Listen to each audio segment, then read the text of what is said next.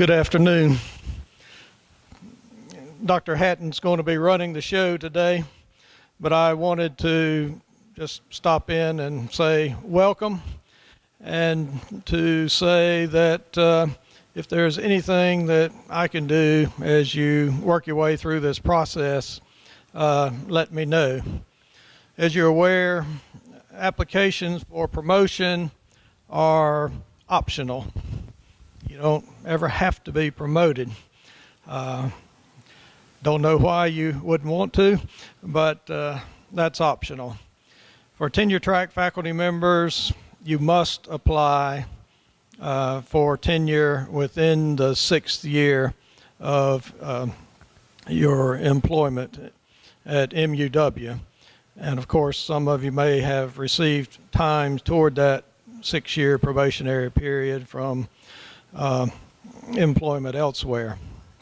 So Dr. Hatton's going to walk you through the policies. You'll be hearing from department chairs, deans, and University Promotion and Tenure Committee, who give you some hints about what they look for in the process for application. We can't tell you what to do. It's up to you to make your case for meeting the criteria of excellence for promotion and tenure. But we certainly want to help you in any way we can, encourage you, and hope that we'll all see successful applications at the end of this process. You have good resources in your department chairs and deans. Certainly go to them. But you know where I am if you have any questions or if anything I can do to help you.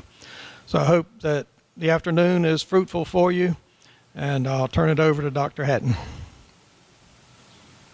All right. Thank you, everybody. The microphone, by the way, you probably are wondering if the microphone's on. The microphone's not for the room. The microphone is for the recording process. So it may seem a little awkward that I'm talking into this thing and it doesn't feel like anything's coming out of it, but that's what's going on. I wanted to talk to you a little bit about the timeline and the policies on the front end, and then as we have time, of course, each speaker or group of speakers will be going over some basics about the process. It's going to be repetitive, I hope. And that's a good thing, because I've talked to presenters about this year after year, and the last presenter would always say, you know, so all this has already been said. But I think that's important for you to know when you're going through the process, that we're all looking for the same things, that it's not a moving target as it moves from one person or one part of the review process to another, that it didn't just shift dramatically.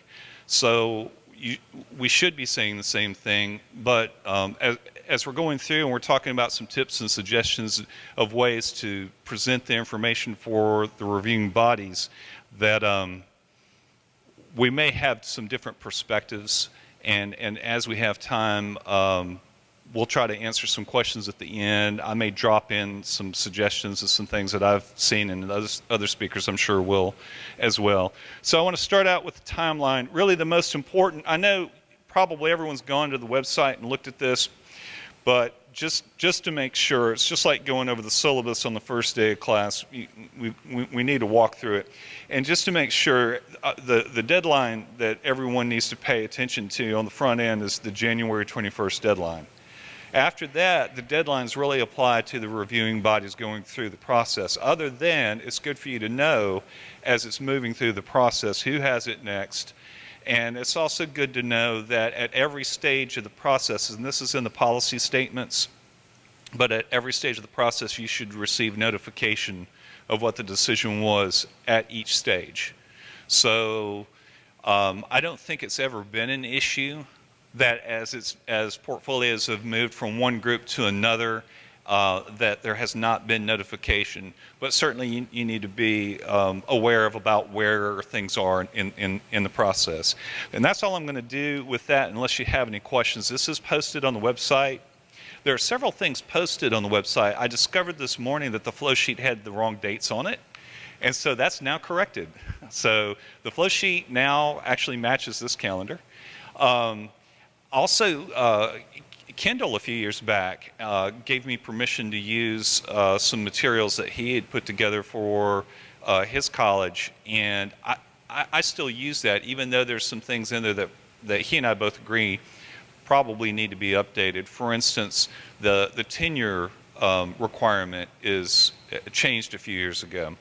So there used to be a 5 to 7 window. It's a 6-year time frame now. There is no window. At the 6th year, in the spring of the 6th year, you apply for tenure. And so if tenure is unsuccessful, then there's an option for staying an additional year. But it is mandatory at the 6th year.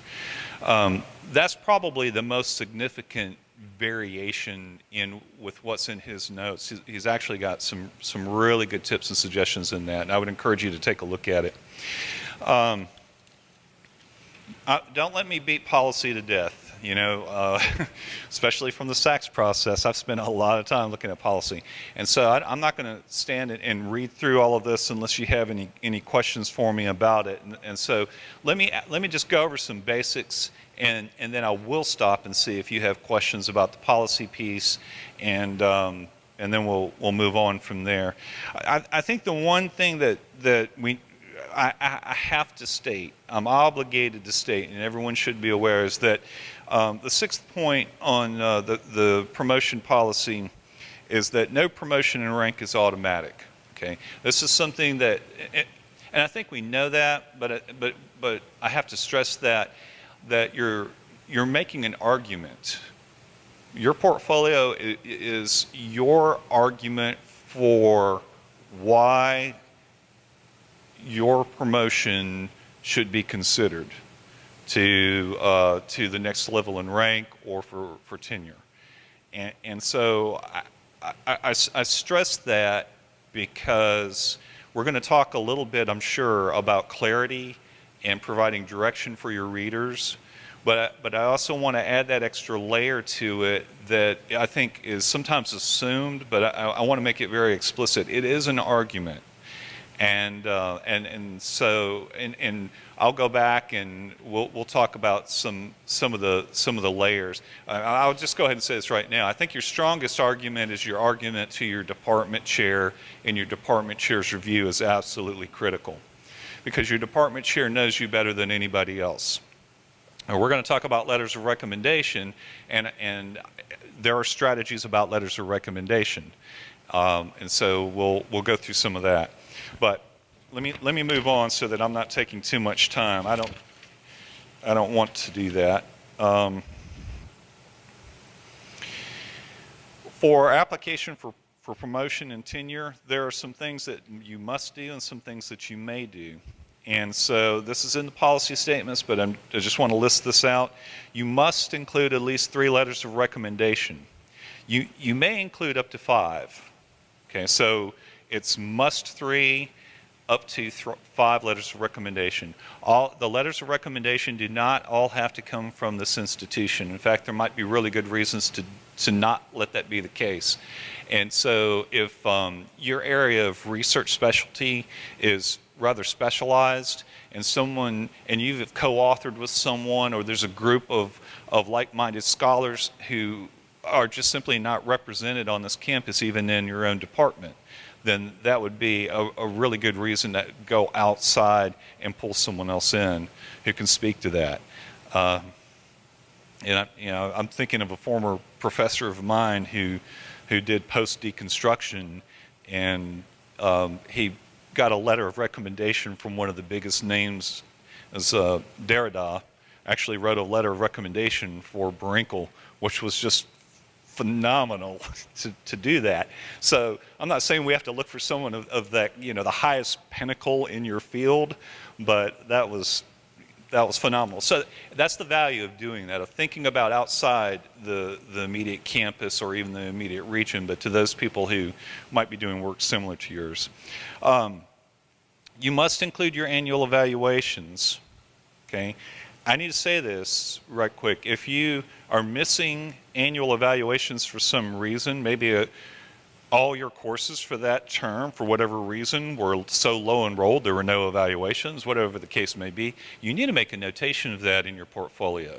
Don't just assume that everyone's going to understand why that's not there.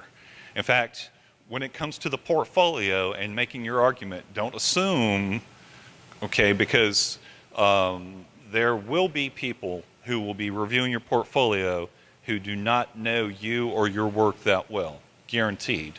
And so we have to think about how we can inform others about the work that we've done and why that's valuable. And it's just like anything else. I work Department of Defense, and so they're classic for using acronyms and abbreviations. I would encourage you not to use program-specific, research-specific acronyms and abbreviations that you can talk in all day long, and people who are like-minded will understand exactly what you're talking about. So you need to think about the reader who doesn't know exactly the area that you're working in. You may include written student evaluations from students and classes that you've taught. If you've received that card or that email, hey, I really appreciate what you did for me. I was able to get that job. What you did for me was just phenomenal. You can include those kinds of things. I'd be careful that you don't overdo that. If you've got tons of those, that's fine. Pull some things that are representative. You must include the numerical student evaluations. You may include peer evaluations. Some areas on campus do peer evaluation as a part of their normal annual review process, which is a fantastic thing. Not everybody's doing that. I would encourage you to think about what if you have that available as a tool, what that could add to your portfolio.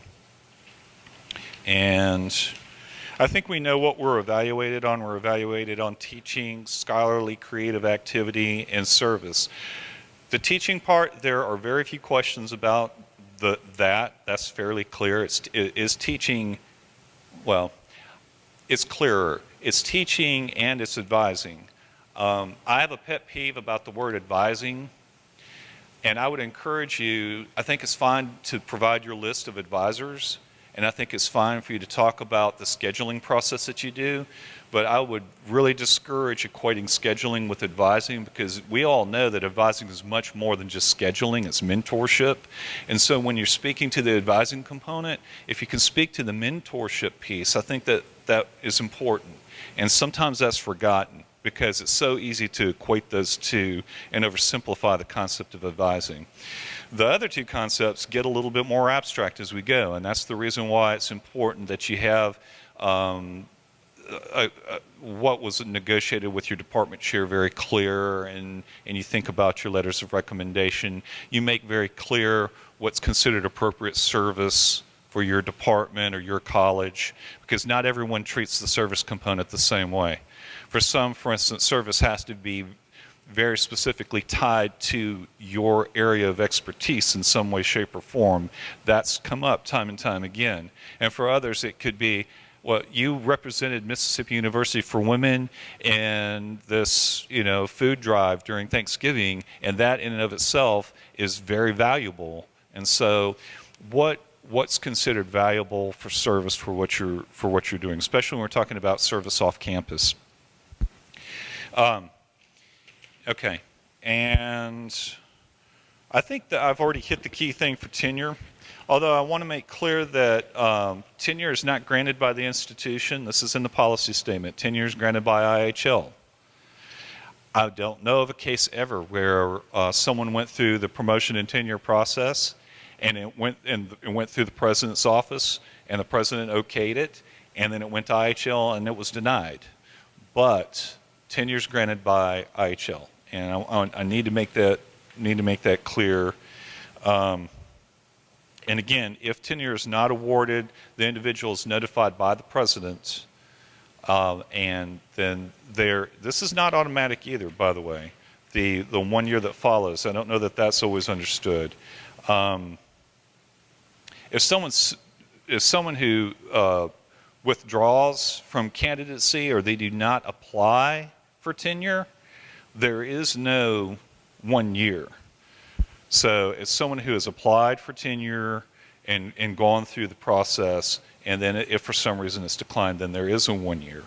So, and I can't say that I know of a specific case where that's happened, but I do know that that's been brought up before as a question. You can carry forward years from other institutions, and you can carry forward years if you move, and I did this. I came in actually as an instructor and carried in some time from my time as an instructor, non-tenure track, and negotiated that into tenure track assistant professor. You can do that. The time frame is a maximum of 4 years can be applied from another institution, and I believe it's 3 years can be carried in from the rank of instructor. And it is true that someone may be hired in as all hires now, well, unless there are special circumstances, hires now an instructor will be non-tenure track. There can be exceptions to that. There can also be exceptions to being hired in as an assistant professor and being hired in as non-tenure track. So let me stop there because we have a lot of other things. Oh,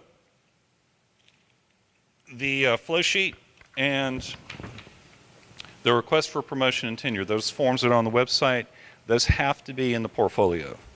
Those should be at the front of the portfolio. So do make sure that you print those out. If you see a mistake, I think we caught the dates. I think I caught those this morning. But if you see any mistakes, let me know. But I believe they're correct. And they need to be at the front of the portfolio. Now, how you lay your portfolio out, we'll have time for questions, I'm sure, and you'll hear from other speakers, and I can suggest some things as well. But the point is there's not a wrong or a right way. There are a variety of different things that you can do as you're building that piece, and that's important because that's what's making the argument for you when you're not in the room to make the argument. That to me is what's critical. So no one can ask your portfolio, well, what do you mean by that? And they're not going to contact you and ask you. If they can't make sense of it out of the portfolio, we have to assume that they're going to say the argument wasn't made. So that's really the gist of it. And so at this point, I think we can move on to the next stage of the presentation. Andrew Lucasen is the next speaker for the presentation. And typically what we do is someone has just recently, this past year, gone through the process successfully to present. And so I'll hand the microphone over now. Thank you. So sit.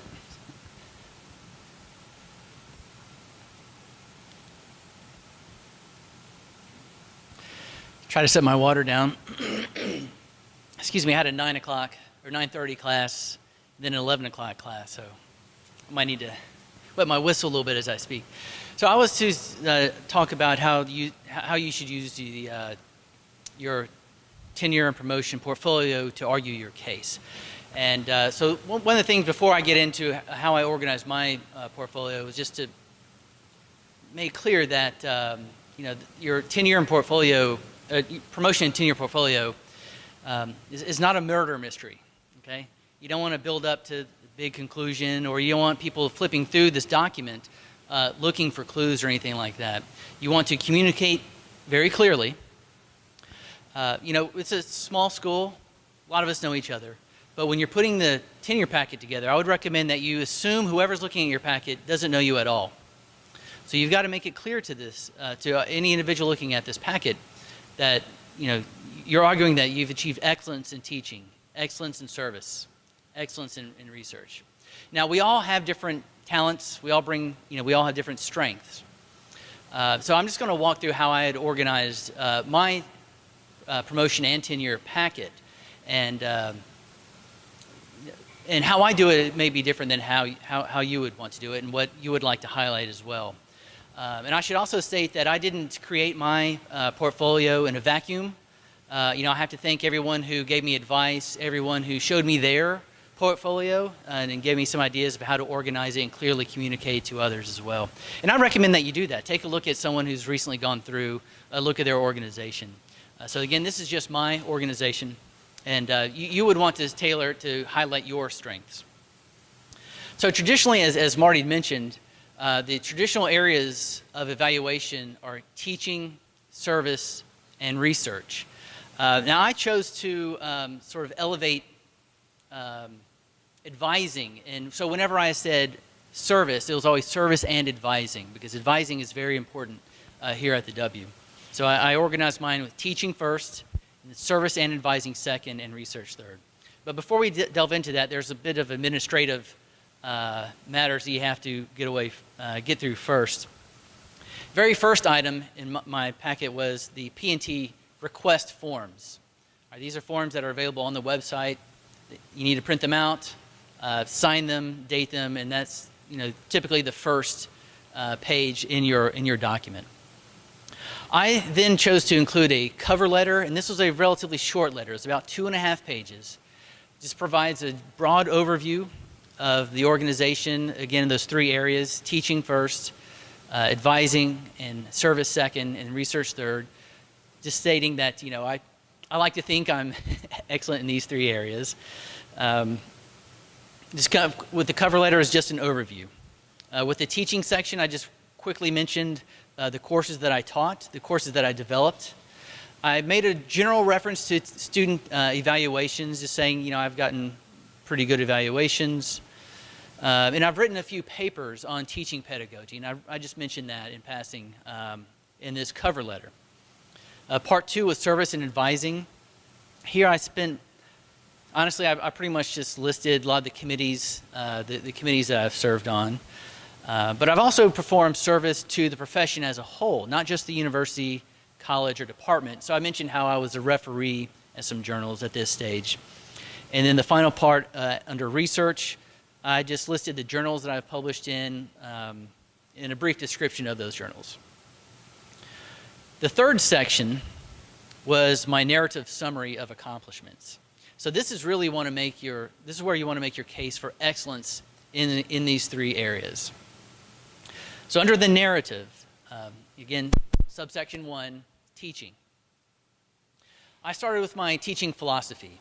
So I had written 2 or 3 page document explaining the general philosophy I bring to each class, how I like to have discussion-based classes as opposed to lectures, and just some examples of what I do in the classroom. After my teaching philosophy, I listed the classes that I've taught. And then I wanted to discuss, sort of building on that teaching philosophy, specifically how I promote student learning in the classroom or online. And in this, I talked about how I use Blackboard. For example, I post PowerPoint slides to Blackboard, how I use the discussion board, communicate with students through email via the Blackboard system rather than through my email address. Then I provided a summary of my teaching evaluations. So the documentation for all this is later, but again, I just typed up a summary. So for each class, each semester, what my student evaluations were for each class, each semester. I included positive and negative comments I'd received from students. Obviously, you want to put some positive comments in there to make you look good. But I included some negative comments and also how I've responded and replied to those negative comments.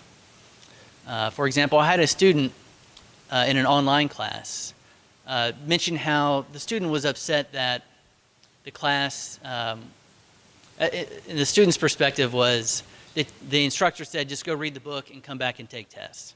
All right. I found this a little bit, and the student said, I wish there was videos, something to help us through the class.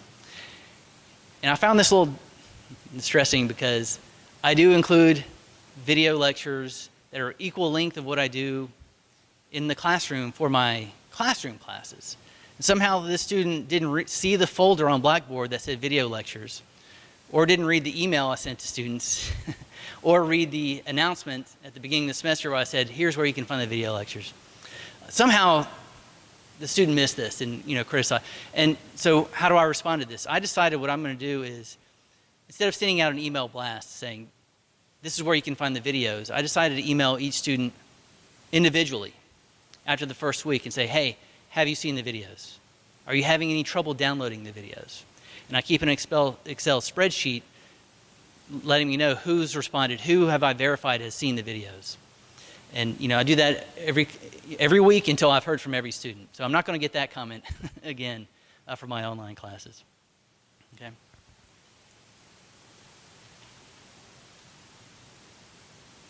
Still within teaching, I then listed any professional development activities.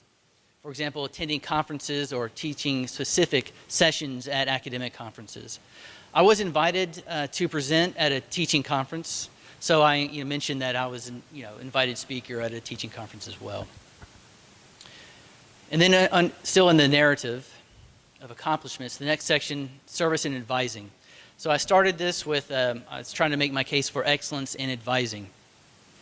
I discussed how I've moved a lot of my advising to Blackboard. So I communicate with my advisees through Blackboard. I'll fill out a degree plan, scan it in as a PDF, email it to them so they have what I have, the list of classes that they've completed. And then I discuss, I'll send them a personalized email to each one saying, I recommend this next semester you take, choose from these classes. And I also discussed, after my discussion about advising, I then discussed departmental, college, and university committees. I listed the committees, and I discussed what each committee does or what I do on each one of those committees. And then, as I mentioned earlier, I also referenced my service to the profession, serving as a referee to journals, for example, is something I listed. And I listed the journals, specifically the journals at that point. The third part of this narrative was excellence in research. I may be a little unique in this aspect in that I'm the only economist at MUW. So we don't have an economics major. I'm the only person teaching economics, so no one's familiar with economics journals. So I had to make again clear that not only these are the journals that I've published in, but I wanted to argue that these are indeed good journals. So I discussed these research papers.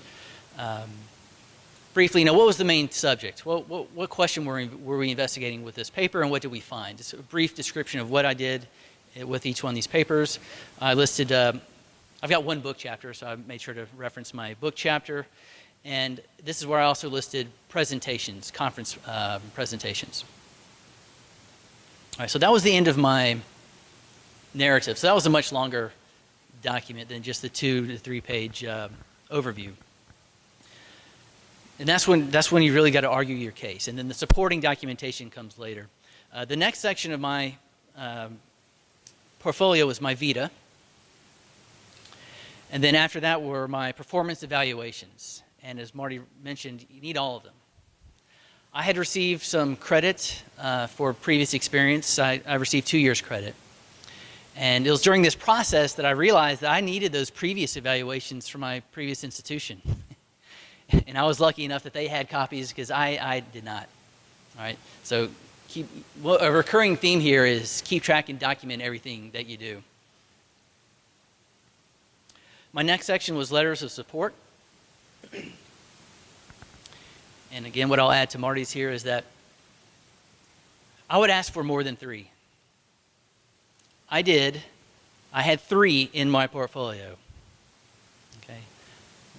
I know someone who is at a very well-respected liberal arts institution who I thought would do a good job of putting the research that I'm able to do with the time we have and could speak to my teaching ability.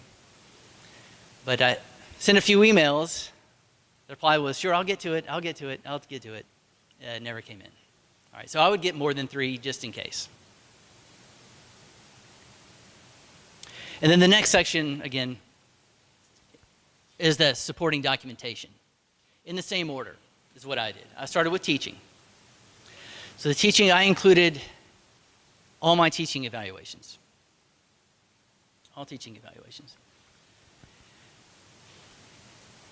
And once more, you want to make your portfolio as easy as possible for people to flip through. That's a lot of pages of, each one teaching evaluation for one class in one semester is going to be many pages long. So to make it a little bit easier, I took out a highlighter and I went through each one to highlight the semester and the course, just so if someone's thumbing through it, they can tell where one class starts and another class ends. I included not all of my syllabi for the last 6 years, but I included sample syllabi, recent syllabi after the course evaluations. Because I teach some online sections, I wanted to communicate to whoever's looking at my portfolio what I do with my online classes. So I included screenshots of my Blackboard pages, which shows the folders of the video lectures, for example. And then I opened up the video lecture folder and I took a screenshot of all the videos, or all that you can fit on one screen.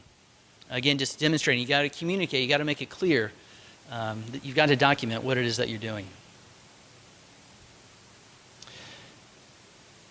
For one of my classes, and I'm expanding this now, but I do a self-administered pre and post evaluation. I give my principles of macroeconomics class a little quiz at the beginning of the semester to see what knowledge they bring into the class. Then I give them a similar quiz at the end, and this lets me know what areas am I doing a good job of teaching them, and what have they not yet really gotten at the end of the semester. What do I need to work on in the future? This is something I chose to do, and it's something I thought would be of interest to the P&T committee, so it's something I included in my portfolio. I also included some sample tests, both from my classroom classes and my online classes, to give anyone looking at the document an idea of how I evaluate student learning in the classroom. And I also assigned writing assignments, so I included some sample writing assignments that I want my students to do as well. I mentioned how I was invited to speak at a teaching conference. I printed up the PDF flyer that went along with it, and this is where I included it. Okay? Just as I was asked to speak here today, you've seen the, I'm going to print that up and put it in my folder for, if I go up for full. You got to document everything, so start. And that's something I wish I'd known beforehand. You really need to keep a record. Emails that say you're on a committee, save those. If you're like my email inbox is too big to go through and fish them out. So you can just save your email to a folder. You can create a P&T document folder and just save emails there that say thank you for serving on this committee or whatnot. Okay, so supporting documentation, had all my teaching documentation. After that, service and advising. And as I just said, document emails you receive that actually show that you are on this committee, that you had done this work. You've got to provide evidence. Okay? Because you're making your case. You've got to assume that whoever's looking at your portfolio doesn't know you, doesn't know what all you've accomplished, what all you've done. So this is under service and advising. So I had my service emails. I mentioned how I've moved a lot of my advising to Blackboard. So I also got screenshots of my advising page on Blackboard that shows some of the documents I post there, the degree plans that I've got posted on Blackboard. So if my advisees want to know what all do I need to take for the general business major, it's there. Okay. And then the final section was research. As I mentioned, I'm the only economist there, so I felt like the evaluators might not really know what to make of my research. So I started with a brief introduction that you can go to different universities and find journal rankings, but a lot of universities that's really self-serving rankings. It's hard to get an objective measure of your rankings. But in economics, I found there's several researchers who try to come up with econometric techniques to figure out which journals have the most impact. I just took one of these and I looked at their rankings. And maybe this is also unique to economics. I'm not sure what it's like in other disciplines. There's a database for economics journals called EconLit. And currently there's over 800 journals.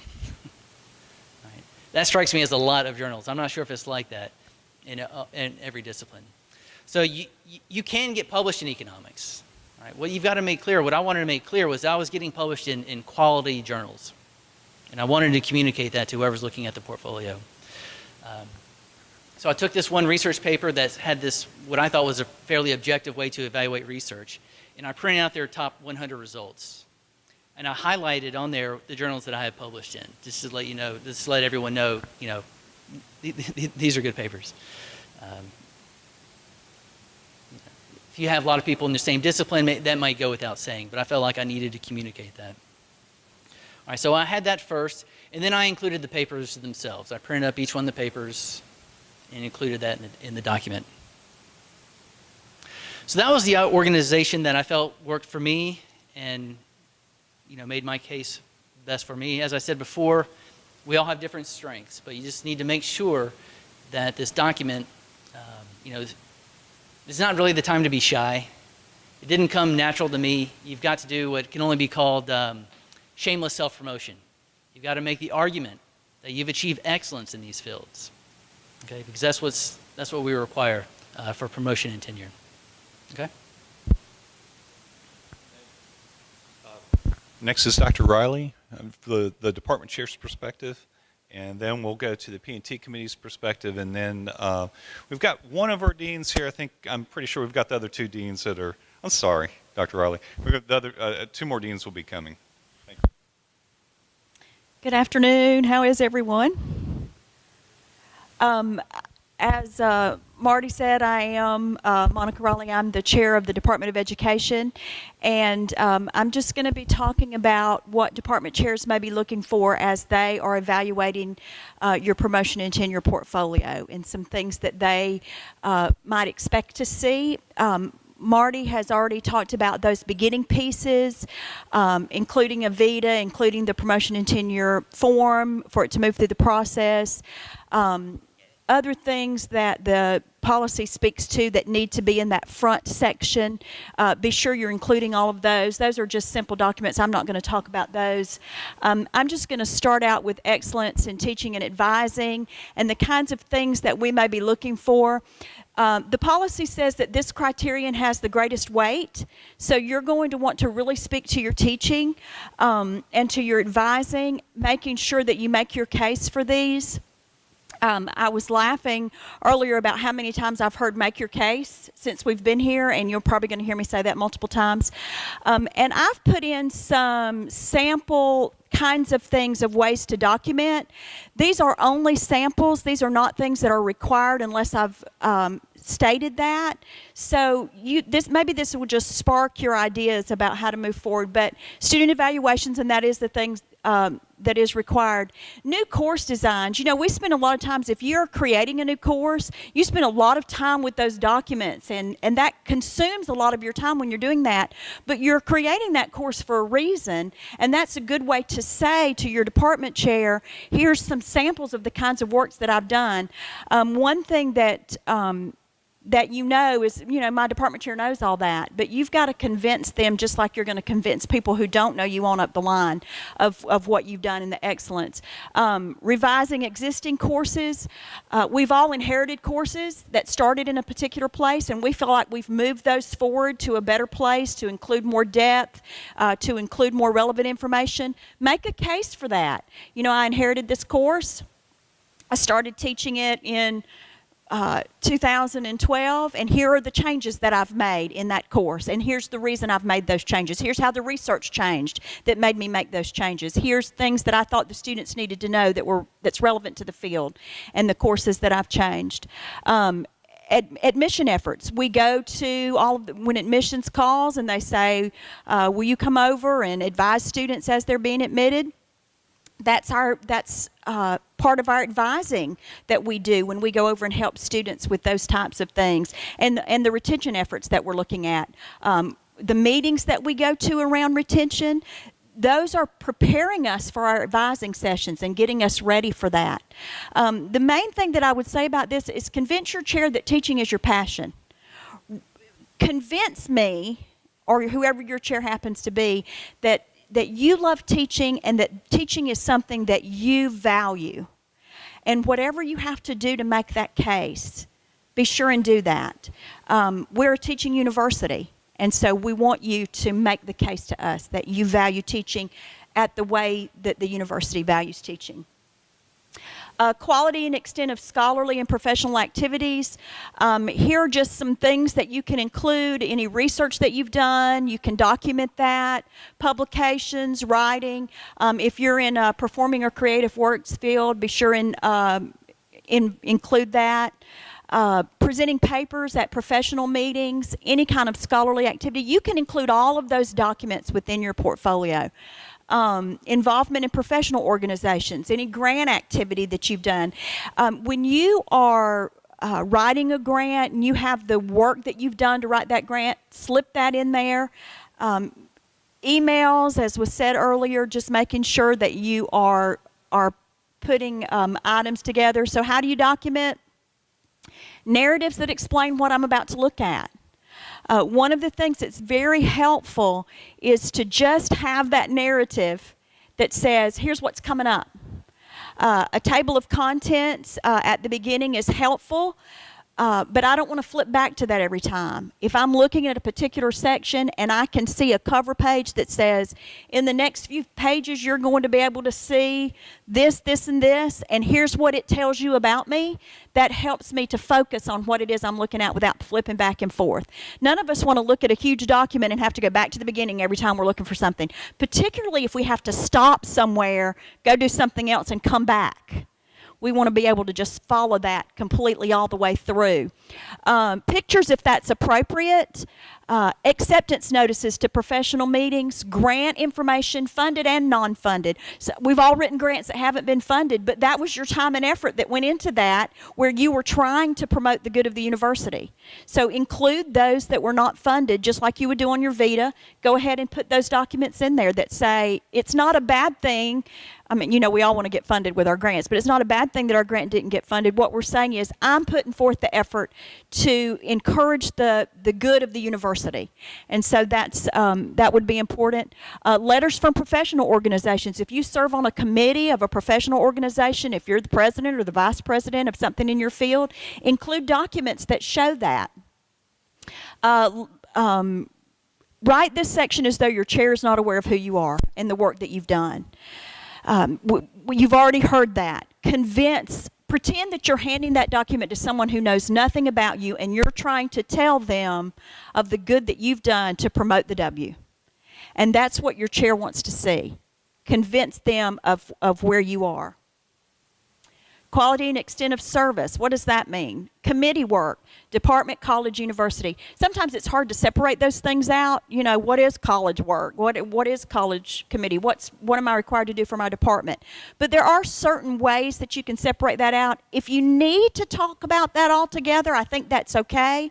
But we're expected to be involved not just in our department and not just in our college, but in the university as a whole, and to be involved in those committees.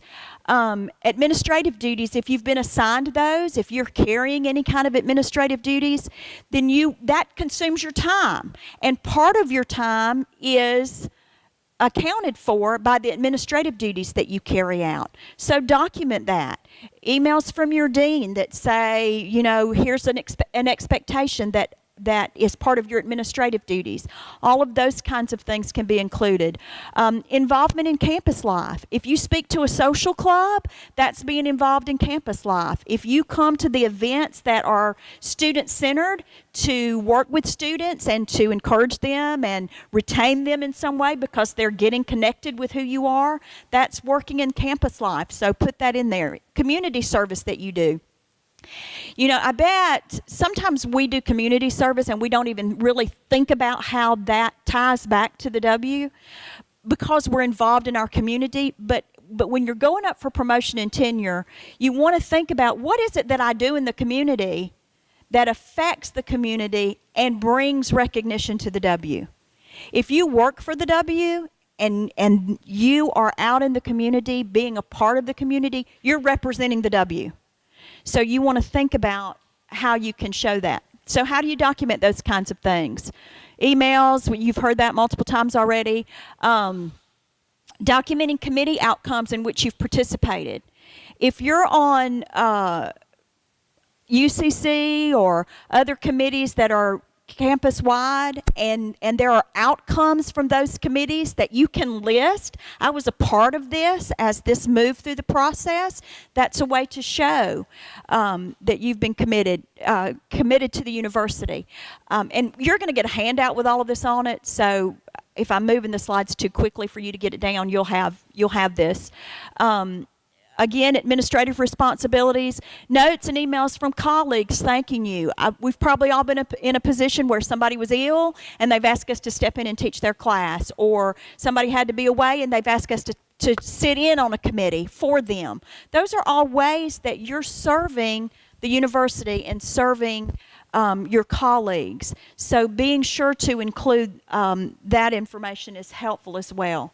Presentation documents, a log of community service hours, if that's something that you've done. I know as part of, I teach a UN 101 class. As part of that class, my entire class is going over to Operation Ukraine to do some community service. That would be something I would include in a promotion and tenure document, to be able to say, I took my class and we were working in the community. Notes from student organizations about your participation. Again, convince your chair that you're committed to the W. Convince your chair that you're committed to professional organizations that are related to your field of expertise and to the community at large. It's your job to let us know what you've been doing. And it's real easy to say, well, my chair knows. But so what that they already know what you've been involved in? You still need to provide the evidence that you were involved in those ways. So what are the key points? Be organized. I cannot stress enough how difficult it is, and I've looked at these documents both ways, how difficult it is to look at a document that it feels haphazard. If you can get your document together early enough to step away from it for a few days and then go back to it with cold eyes, that helps. Remember, you're very close to the work. It makes sense to you the way you put it together. But hand it to a colleague and say, does this make sense to you, the way I've put this together? Is someone who doesn't know me going to be able to look at this? The other thing I would say about this is your department chair is probably not going to come back to you after they've looked at it and say, you know, you might think about including such and such, because we're not going to overstep that bound. But if you go to your department chair, most department chairs are more than willing to help you in this process if you ask. Do you think this is a good document for me to include? Is this going to make my case? I think all of us that are department chairs would be comfortable to say, you know, let me talk through that with you. Again, we're not going to overstep our bounds by coming back to you and saying, you should have, or you might think about. But up front, when you've asked for the help, then we're willing to do that. Make your case, there it is. Write narratives. Explain missing documents. If there's something that's missing, put a note about why it's missing. If you're missing fall semester 2012 evaluations, where those would go in order, put a note. Here's the reason why these documents are missing. My course loads were low. The printer ate them. The dog ate my homework. Whatever. Just, give us a reason why those documents aren't there. Cut out the fluff. This isn't about, I've got 4 binders. Look how much I've done. This is really about saying, I am glad I'm at the W. I've committed myself to furthering the university and the work that we do here. And here's the documents that show that. Here's the bottom line. Your department chair wants you here. They probably were part of the hiring process. They liked you when you were hired in. They want you to be here, but it's your job to convince us why we want you here. Why do we still want you to stay after this length of time? You convince us of that. I know Marty's going to have a time probably for question and answers at the end, but I would entertain questions if you have those at this point for department chair.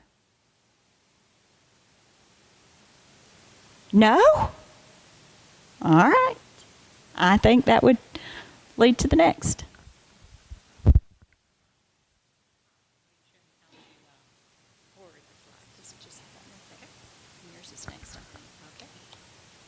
And I should have some slides up here. If you click the next one. There you go. Okay. So my name is Marie Byrne, and I was chair of the Tenure and Promotion Committee last year, have been a member of the University Tenure and Promotion Committee for a number of years. And so I asked the other members of the committee for some input so that I could get their perspective as well as we discuss what we're looking for in tenure and promotion. A lot of this you will have already heard, but perhaps in somewhat of a different way. So my first advice, and this may be a little bit late for some of you, is to start early. And so when I'm talking about starting early, I'm talking about as you receive information, putting it aside in folders. So, for example, place supporting documentation in different folders in your office. I remember I had a particular corner where about everything that I had related to promotion or to tenure went in that corner.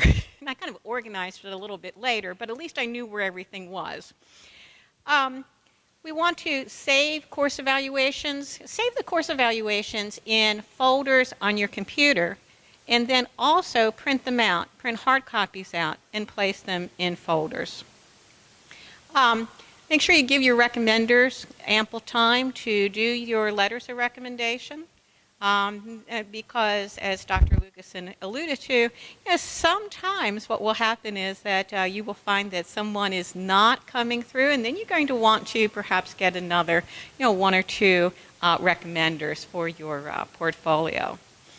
And the letters should address issues such as collegiality, as well as your record of teaching and research and service to the university. And then obtain advice from colleagues who have successfully completed the process, and you have heard that advice as well. And again, give them plenty of time to look at what you have done to be able to give you some input. Another piece of advice that you have already seen is to be complete, to make sure that you have that request for tenure and promotion in the front of your portfolio, and also for to have the flow sheet. And I also serve on the college tenure and promotion committee, and there's been several instances where that flow sheet has been missing, and we've had to go to the faculty member and say, you need to include this before the dossier can go up. And of course, you want to include your narratives for teaching, research, and service, as well as your supporting documentation. When we're talking about narratives, narratives certainly should be well developed. Then they're telling your story. They're telling your story in the area of teaching, research, and service. What's important for the committee to know about you in these different areas?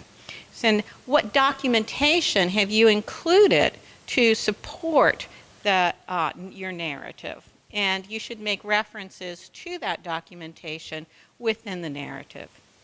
Certainly be organized and be concise, and clearly label your narrative as well as your supporting documentation.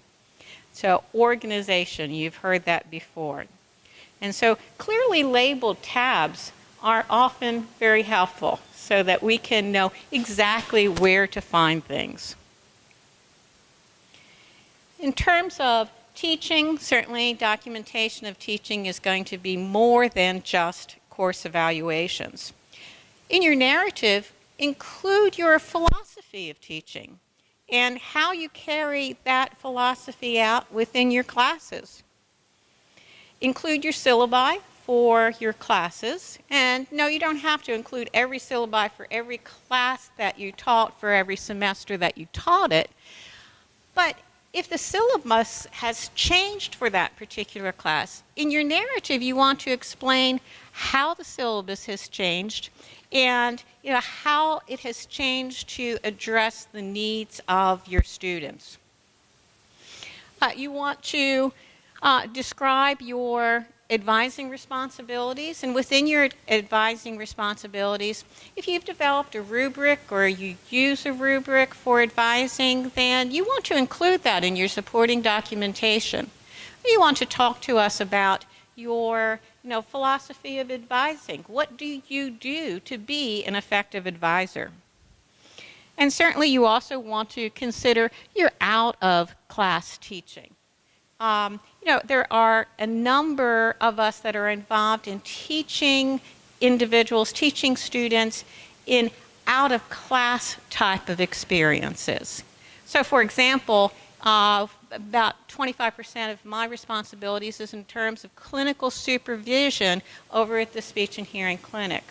And so this would be my opportunity to describe what I do and how I do it. Because somebody who is reading my portfolio is not going to understand what my responsibilities are unless I tell them. Okay. You also want to explain any special circumstances. For example, if you have a reduced teaching load for some reason, okay, explain why that you do have a reduced teaching load and why you have a reduced teaching load. For example, you might have a reduced teaching load because you're president of Faculty Senate. In that case, you want to explain that in the portfolio because not everybody's going to know that. And as I said, certainly the clinical teaching and team teaching, and this is especially true of the nurses, that their classes are team taught. And so I remember when I first got on the committee, on the University Tenure and Promotion Committee, I was confused in terms of what team teaching involved. And so I needed clarification of that team teaching approach. So the narrative is the place to explain that to us because, again, we're coming from different disciplines, different backgrounds, and you need to educate us. In terms of scholarly and professional activities, this is going to include, of course, both the research and creative activities. And this area is going to then look different for different individuals. You want to include any documentation of research and or creative experiences. You want to explain their significance.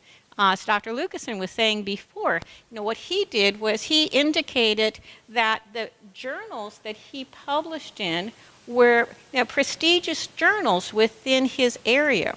Okay. This is not the time to be shy. You want to indicate the importance of your work and the type of journals that you have been able to publish in, if you have published. If you have presented at conferences, talk about the importance of these conferences, the scope of these conferences. In terms of your creative endeavors, if you have presented your artwork at a juried competition, tell us the importance of that competition. Tell us the scope of that competition. In terms of service, and you've heard this before, you certainly want to include the service that you have provided at the university level, at the college level, at the department level. In our department, we have a lot of service within our department that may be different than other departments. So I would need to explain that to someone who is evaluating me.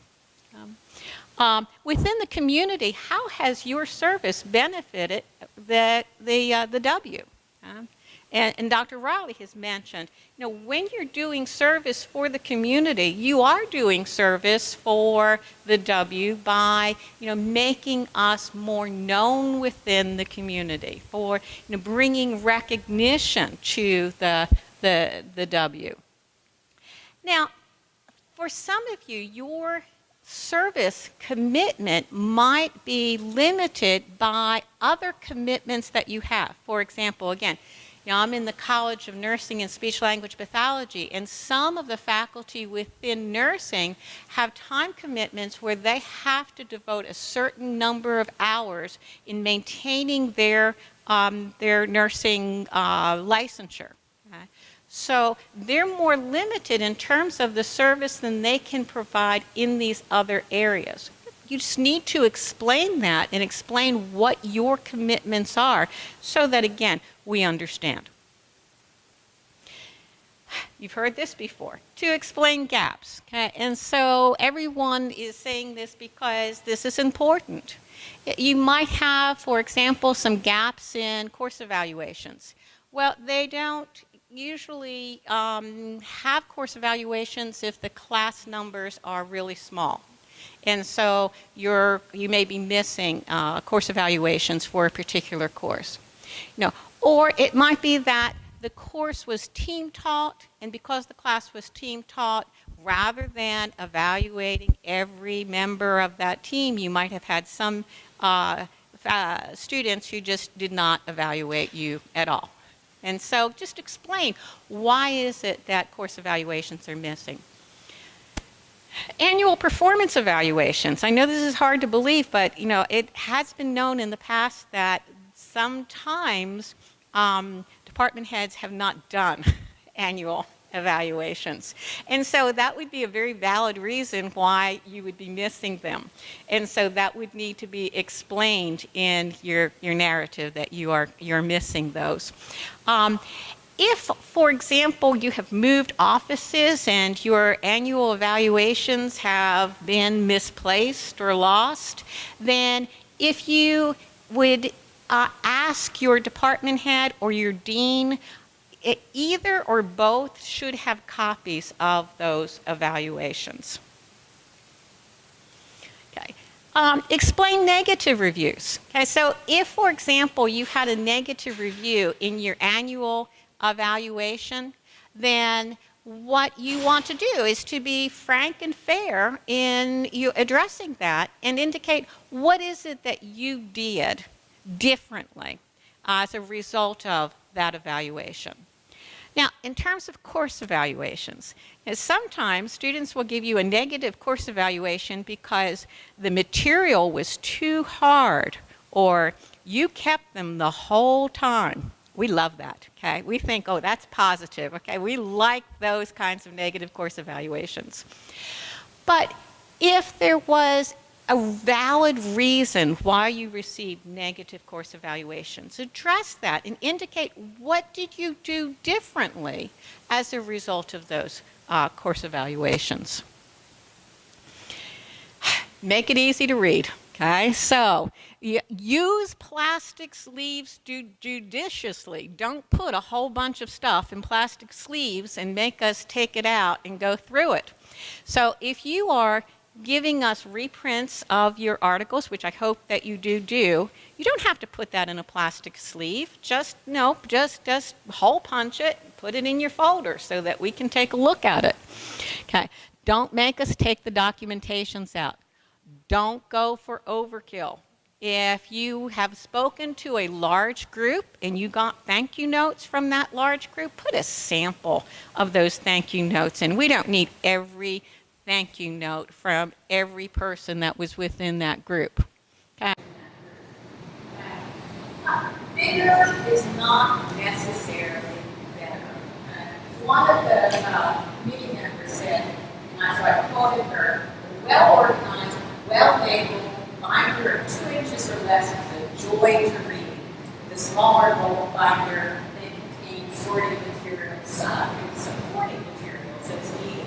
Now, it may be vice versa in terms of the number of binders or the size of binders, or you may have everything in one binder, and that's fine. The important thing is to not go for overkill. And different people are going to have different needs in terms of showcasing their talents. But the most important thing is that we are interested in the quality of your portfolio. You're not judging you by size. You're not measuring your portfolio. No, how many inches this is, it must be good. We're looking at the quality of your documentation. And so that's the perspective from the tenure and promotion. And again, we'll have some handouts. We'll just give these out at the again.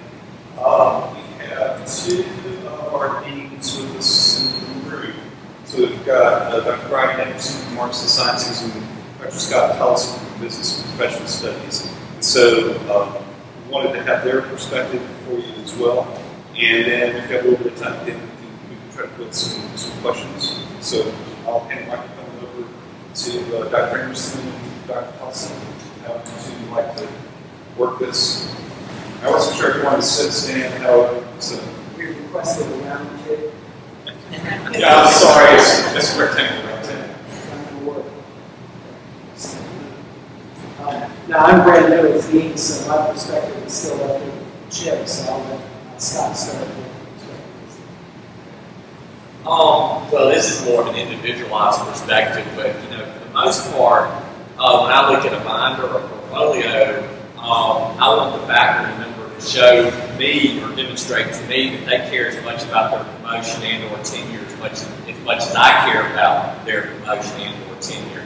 So I'm looking at organization, I'm looking at length of narrative, I'm looking for some degree of creativity, things like maybe color coding and innovative outlining scheme or something that shows me that your binder is important to you. I am very big on narrative. I would encourage you to be lengthy in your narrative, very descriptive in your narrative, because that's the point of the portfolio, is you tell your story. Everything else is just documentation and demonstrate or documentation or proof of your story. The narrative is where you actually actually describe what it is you're doing, and that's where you have control of your story. I've seen many different approaches. I've seen lengthy narratives at the beginning of the portfolio. I've seen the narrative broken down into smaller pieces, and spread throughout the document. Preferably, 1 4-inch binder's good. But I've seen as many as 3 4-inch binders, and that's fine too. Typical narrative that I've evaluated is generally going to be between, say, 27 and 32 pages. I haven't been just through a whole lot myself, so I haven't been at this very long. I've evaluated 4 or 5 as dean, and then a couple when I was department chair. But I think that's about all I have. If you want to speak. I'll say a couple things that I think are meaningful still as dean, but certainly as chair. And that is a successful narrative is one that shows that you're skilled at the art of reflection. It's not just describing what you've done, but being able to step away from it. And you don't have to get all scientific and treat yourself like you're in a petri dish, but have the ability to say, I came in with this perspective in this course, it worked, here's how I can show it worked, or it didn't work, and here's how I found out it didn't work, and then I went and made a change, or I consulted with somebody, and et cetera, et cetera. So I know it's a little difficult. Some of it's promotion, some of it's that, I hate talking about myself in the third person, doesn't have to be that awkward, but you have to make a case about yourself, so you have to be able to step away from yourself.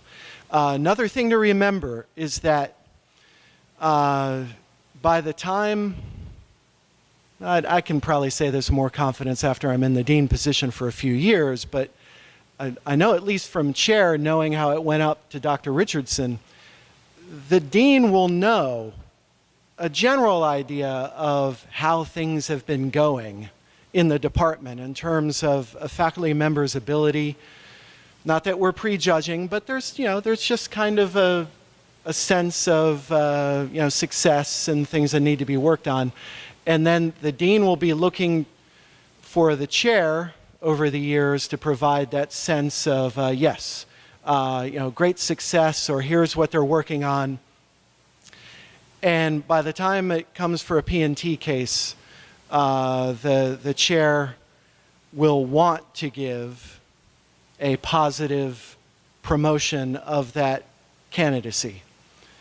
as an actual applicant, please don't make it difficult for the chair to do that. Because if the chair gets the file and it's just filled with, well, I did this, and then, like we've been all been saying, gaps, like, where is this other stuff? You know, in other words, person's not making a very strong case for themselves. That's going to make it difficult for the dean to see the enthusiasm that the chair would like to have in a good scenario. Okay, so I think the dean is wanting to maintain momentum from the department. If that momentum's justified, if there are problems, well, they have to be dealt with. But let me just, I wrote down a few things responding to what some of the previous presenters said. If you have lists of things like, courses I've taught and numbers of times I've taught, it's not going to be very easy to get through that in text form. Maybe put it in a table within the narrative. Here are all the courses and all the frequencies. And if anything is, listable or able to be put into a table, I think your readers will thank you. Much more easy to retrieve the information that way. And I've found over the years that I attended a lot of evening events and things I wasn't required to go to, and I just started all the way back my first semester making a list. And I would put it in my annual evaluation narrative, and then in my tenure packet as well. Now, I didn't make a big deal out of it, because a lot of them were, well, this particular club meeting I went to because they had a speaker and I found it interesting. But it shows you that you're invested in the life of the campus. So it's one of those, aside from all these great things I've talked about in the narrative, here are some other times when I've supported the university, and the list might end up being very scattered, but it shows that that you made that effort and that you're a part of campus life in that way. So if that's something you've done, don't be shy about it. Put it in a list. Might just be one page long. That's fine. Just show us that you made that extra effort. When you include student work, please be sure to redact student names. You don't want any sort of bias like, oh, I love that student, but look at all the X's on the paper that, if you're including student graded work as an example of your comments, you don't want anybody to come up and defend the student against you. Keep it anonymous, okay? Most of the other things I think were addressed pretty nicely. As far as the format, I think this was just addressed. Personally, and please disagree if you want, I prefer the narrative to be in one relatively small binder. So I can go through it and read a nice story, and with references to specific tabs and an appendix of supporting material that might be a much thicker binder. Because I don't want to have this thing on my lap that I have to crank from one section to another, and then instead I'd rather just read a nice story. As you see in T for teaching, T12, okay, this is the 12th tab in teaching, and I can find that in the big one if I want to see it, okay? And so the narrative, I think, this is my preference, needs to be a lot more easily handled, because that's what is going to be the go-to part of the application. But please disagree with me if you need to at this point. Anybody want to counter that? That's actually, I was working with a colleague from another college. We were going through it at the same time. We were talking strategy. And so that's what we decided to do. And I'm not saying this is the right way to do this, but I found it helpful to think of putting all the key documents in a small binder, and then I have the other binder that has all the supporting documentation. So if the reviewer saw something on this page that I'm making reference to in supporting material, this can be left open and they can open it up if they want to. But I think of the supporting documentation as reference material. And this is really the argument here. And so I agree that I think that might be helpful for the reviewer. Okay, and Sue, would you like to come up and add some things?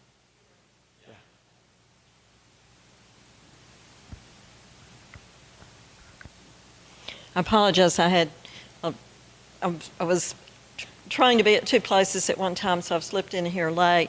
And I can't imagine that there's anything left at this point in time for me to say that you haven't already heard several times. I would reinforce the things that Brian said, but just 3 points I'll make quickly to kind of summarize. One is, I think one of the hardest steps in this is getting started.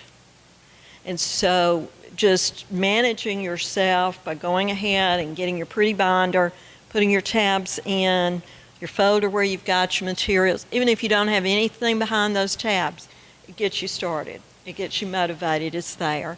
So that would be one thing I would say. And then in reinforcing exactly what he said, it's your story to tell. So just tell it in a way that we don't have to work to understand it. Just, the narrative needs to be rich enough that we can look for those things if we want to. Through the years, it's been very frustrating to me to find pieces of paper or documents that I have no clue why they're in there. Did they attend this meeting? We don't have the luxury of lots of time to dig through. So it's your story, it's rich. You tell it in such a way that we can see that it's there. And then related to that, all of the categories are broadly interpreted. Teaching, research, and service are all broadly interpreted and interpreted differently by discipline. So don't worry a lot about whether it fits or not. If it fits to you, just be sure we understand your interpretation of it and go ahead and include it. And I'll be glad to answer questions if we haven't already taken those. And I do apologize for coming in at the very end. Do you have any questions at all? The point that Sue was just making, and I think this is kind of been talked about in other areas, but I want to use a for instance. If you've been a peer reviewer for a journal, where would you put that? Would you put that in service or would you put that in scholarly? Well, and that's really debatable. I think you can make an argument for putting it in either one, because you have to have been recognized as someone who understands that particular aspect to have been asked to do the peer review, and then you actually perform quite a bit of work to do that peer review. So I can make the argument for putting that into scholarly just as easily as putting that in service.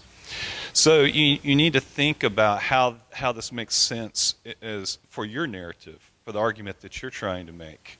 And I think that's the only other little piece that's sort of hanging out for me, because that's actually come up as a question in one of these sessions before.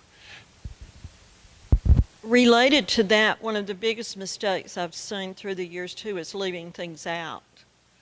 I'll be aware of a faculty member's productivity and those things won't be there, and I'll question that. I'll say, oh, well, I didn't think I could include something like that. So think in very broad terms. This is maybe a little late in the stage for all of us, but when you go through the next time, if you don't already do this, I would encourage you, as you're going through your annual review, a really simple way to do your documentation is to put it all in a folder by year. Just file to the front. You get that evaluation from your supervisor, put that evaluation from your supervisor right on the top, and there went year 12-13, and then I've actually surprised myself when I'm going back through and found things in there that I would not have known to have thought to have gone and looked for. It's all in there together. So a lot of this is organization now, but a lot of this is organization, too, on the front end as you're going through the process. Questions for any of us, and I'll hand the microphone to whomever.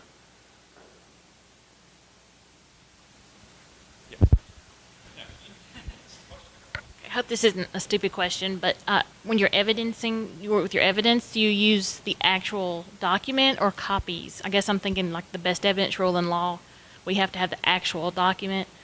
Some of those would be, certificates, and do we take those out of our frames and stick them in our binders? I would recommend, we may have different opinions, but I would recommend copies. I would hate for someone, there's always a risk. It's a low one, but there's always a risk that something happens to that original. And so for the purpose of this process, copies I would recommend. Yeah, quality copies. That's a good point. I guess there is another thing too. You may have been involved in something. I mean, think about how we try to talk with our students about this same sort of thing. You know, you may have been involved in something, and your name shows up on this really busy program, but it's just there, and so you slide that into the portfolio. What did you do? Why was your name on there? In what capacity were you involved? So, you know, think about, sometimes we think the evidence is self-explanatory, and to you it is because you lived it, but think about when you're putting those evidential pieces in there, just like taking the highlighter and marking things with a highlighter, you might do that on that piece, and you might you might write a note directly on it, but definitely you would also want something in the narrative. Sometimes those pieces, you can sort of get lost. What was the role that you played in all of that?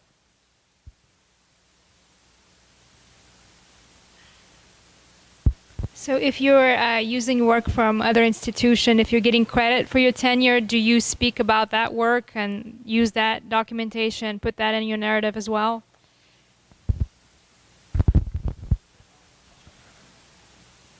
I'd say definitely if there's continuity. You know, if you're continuing the types of courses and bringing them from your other institution and your professional work, if there are things that an outsider would look at and said, what they did at MUW is really continuing what they did at the previous institution, I'd say I'd treat it the same. I would. I'm not sure I heard all the question, Julie. Does it have to do with another institution or previous? Related to that too, if you have documentation that you used when you went out for associate and now you're going out for professor, I consider your professional body of work. And while it should, what we'll be looking at for a particular time period should be emphasized, and it should be easy for us to see. Certainly, I would want to see all of it. I want to see the more recent work, and I want to see productivity more recently. But anything that you've done, really, your Vita's comprehensive, and so anything that you've done, and particularly if the work at the previous institution falls during this period of time for which you would be evaluated.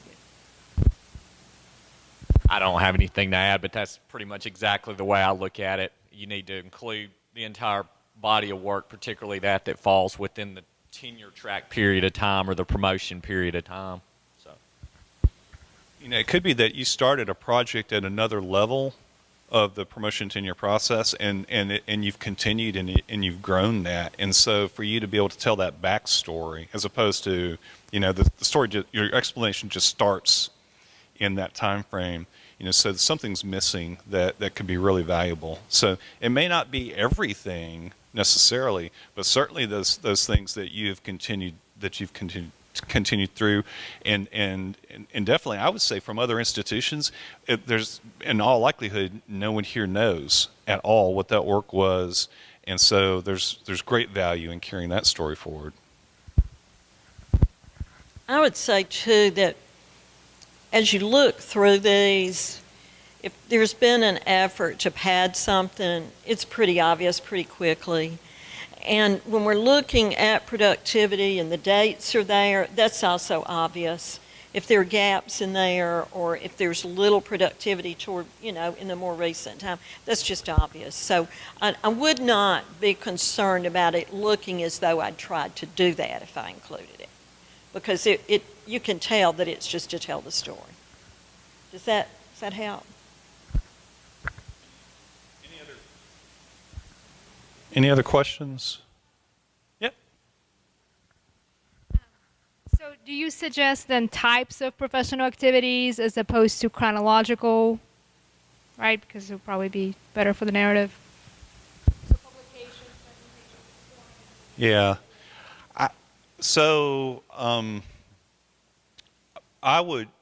What I did in mine was to do types and they didn't do chronological within type. you know. So I think, you know, there are different ways to layer that, but that's what worked for me. So, you know, I was able to, for instance, on Scholarly, there was a period of time that I was doing peer review for a very well-respected journal, and so I wanted to emphasize the peer review and why that was important, and how that tied to my research area and that sort of thing. And then I was able to do a chronology within that and address some of the different pieces that I had worked on. And so that made sense for what I was doing. So I think it's a matter of figuring out the right mix for what you're trying to demonstrate.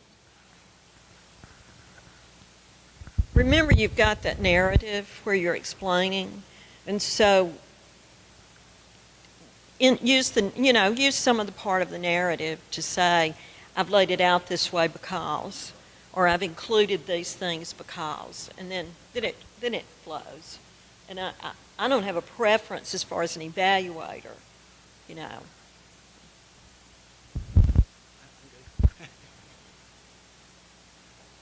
Any other questions?